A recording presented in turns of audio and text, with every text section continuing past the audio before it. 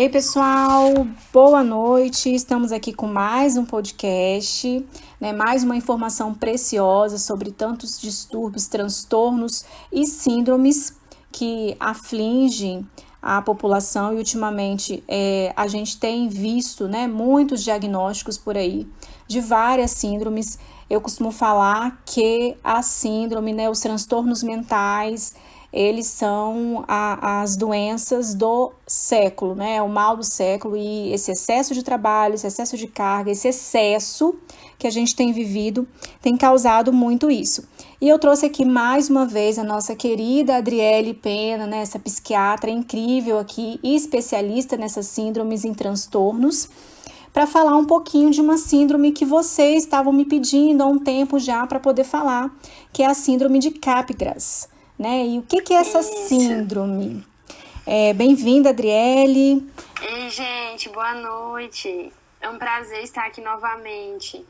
Ah, que bom. A gente fica muito feliz com a sua participação, com as suas contribuições tão necessárias, né, para quem aí tem tanta curiosidade em saber, ou os estudantes aí de psiquiatria, os estudantes de psicologia que querem muito saber sobre esse assunto, e outros leigos também. Então, a gente vai falar aqui um pouquinho, né? A síndrome de Capgras, ou delírio de Capgras, é um transtorno psicológico raro, né? Faz com que o paciente se convença de que amigos, familiares, companheiros, pessoas ali próximas, muito próximas, né, a ele, foram substituídos por sósias ou impostores. Né, você acorda assim um dia, claro que não é acorda um dia, mas é bem nesse sentido assim de reconhece a voz, né, tenta ali reconhecer a voz, mas surge ali uma dúvida, será que alguém está se passando pelo meu marido, né, ou pela minha esposa, ou por um amigo muito próximo, algum familiar? Então essa é a síndrome de Capgras, né, quando essa pessoa ela começa a ter esse distúrbio, esse transtorno, que é muito raro e é muito difícil também o diagnóstico, é muito difícil, a Adriele vai falar um pouquinho, né, mais pra gente disso. Sim. Aí, é muito difícil identificar e ela é muito rara, né, as pessoas ainda têm pouco conhecimento sobre, ela é um pouquinho desconhecida, mas é isso, ela é basicamente isso, né, quando o outro, ele entende que, ele começa a entender que, olha, aquele ali, eu acho que foi substituído, né, tá sendo um impostor, tem alguém tomando o lugar dele, tem um sósia dentro da minha casa, não é o meu marido, não é a minha esposa que tá ali. Então, Adriele, bem-vinda, te passo a palavra agora, te convido a falar, então, como é que funciona, como é que as pessoas conseguem identificar esse transtorno, será que dá para identificar, né, esse transtorno, quais as causas, por que ele acomete tantas pessoas? Então, fica à vontade. Sim.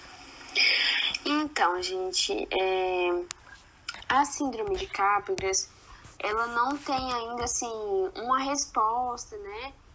Os estudiosos não ainda obtiveram uma resposta exata sobre a origem da síndrome, né? Mas acredita-se que algumas das causas do distúrbio podem estar relacionadas a lesões cerebrais, que são causadas por traumatismos cranianos, né?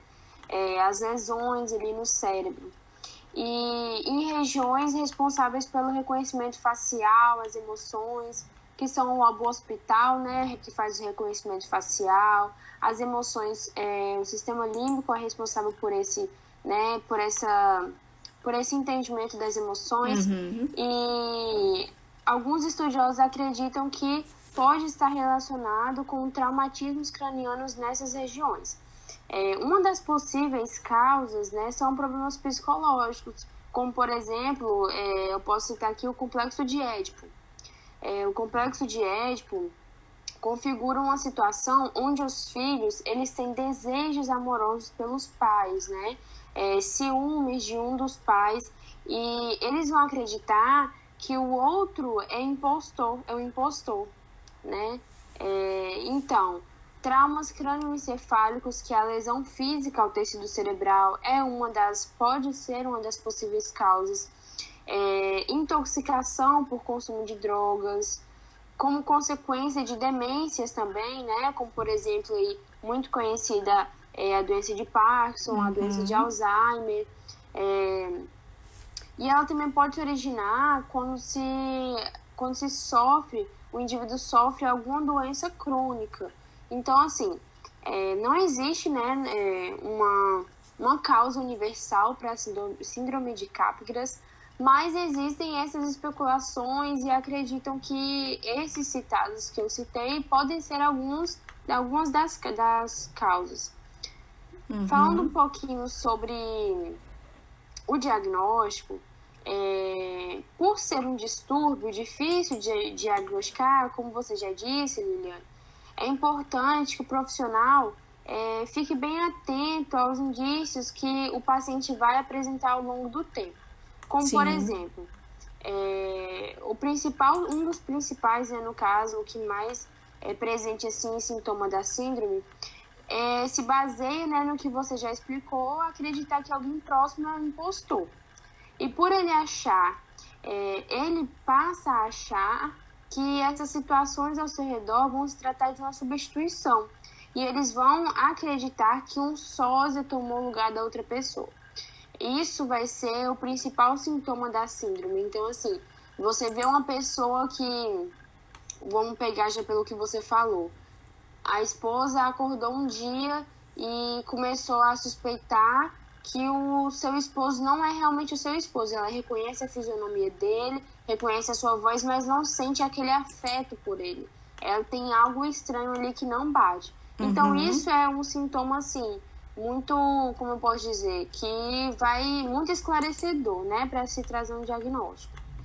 Por acreditar que essa pessoa é um impostor, o indivíduo que tem a síndrome, ele vai passar a rejeitar essa pessoa, que pode ser o seu cônjuge, mãe, pai, irmãos. Geralmente, isso acontece com pessoas muito próximas. E por conta disso, de haver essa proximidade, né, vai acabar surgindo um sentimento de culpa. Por quê? Porque mesmo que ele acredite ser outra pessoa, que aquele seja outra pessoa, ainda tem um respeito por aquela pessoa verdadeira. Então, isso vai gerar um conflito emocional muito grande no indivíduo. Então, como assim? É o meu esposo, eu sinto que não é o meu esposo, mas se parece com ele, faz as coisas que ele faz. Então, eu tenho um respeito por essa figura do meu esposo, eu tenho esse afeto por ele, mas eu não estou sentindo. Então, esse conflito emocional no paciente é um dos sintomas também que vão encaminhar para um diagnóstico, né? A sensação de que tudo é estranho também é muito frequente. Os indivíduos acreditam que vivem em um ambiente projetado e as situações são manipuladas, ou seja, estou vivendo numa cena de filme, numa novela. Ele começa a delirar mesmo, né, sobre essa Isso. situação. É um delírio mesmo que provoca, né, que está aí dentro dessa síndrome. Agora, Adriele, quando você falou, né, sobre traumas, por ter sofrido algum trauma craniano, né, alguns estudiosos colocam isso. Outros também trazem, né, dentro da psicologia, que há um desejo reprimido, né? Então, essa síndrome, ela ocasiona, através desse desejo aí que foi reprimido, no caso da síndrome de Édipo, como você citou, né? Que, de fato, há essa obsessão aí, né, pelo pai, pela mãe, essa ideologia, né, que se cria. Então, alguns estudiosos, né, colocam isso também, né, sobre esse desejo reprimido aí que a síndrome de Capgras, né, vem a fazer parte disso. Exatamente. E o tratamento, Adriele, tem um tratamento, tem cura, dá para resolver? Então, para tratar a síndrome, existem alguns pontos que devem ser avaliados, né? E aí, o que acontece? O primeiro a ser avaliado, assim, o primeiro ponto é a duração da síndrome. Porque quando você sabe a duração dela, você vai saber se ela é passageira, se ela é transitória ou se ela é crônica, né? Porque pode acontecer em alguns casos também de ser crônico. E para fazer esse tratamento, além do acompanhamento dos psicoterapeutas, né? O tratamento, ele também consiste, né? Ele precisa de fazer uso de medicamentos antipsicóticos, certo? eles devem ser prescritos por um psiquiatra, né, como a gente já sabe, como já falamos aqui em outros momentos. E sempre o tratamento deve ser feito de acordo com a necessidade de cada paciente. Então, assim, não vai ser um tratamento padrão, linear. A gente sempre deve ir se adequando e considerando a realidade de cada paciente, né? Considerando a individualidade desse paciente. E em casos mais graves também pode ser recomendada a internação, né? Porque o paciente, ele pode pôr em risco a sua própria vida ou de terceiros por achar que todo mundo é impostor. Porque existem casos também do paciente desconfiar de si mesmo, entendeu? Um dia ele vai acordar, vai se reconhecer, mas vai sentir uma coisa estranha, não vai sentir como aquela essência, aquela realidade dele, né? E isso aí pode gerar risco à vida dele também, um transtorno, né, psicológico, enfim, além de todos os terceiros que estão à sua volta.